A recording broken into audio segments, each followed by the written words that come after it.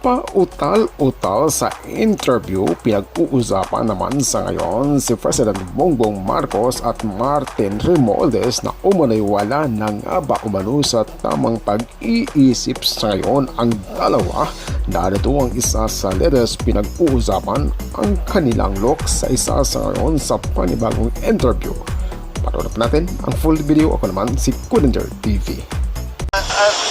But I still think that now, even if Congress is mandated to process this, Congress doesn't have, the House doesn't have a choice, and the Senate doesn't have a choice once these impeachment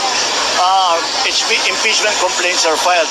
But I don't think that now is the time to go through that. So, paubayan na muna natin sa ating, total, as a practical matter, papasok na tayo sa campaign period.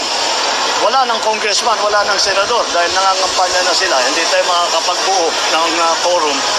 And so as a practical matter, the timing is very poor. Thank you.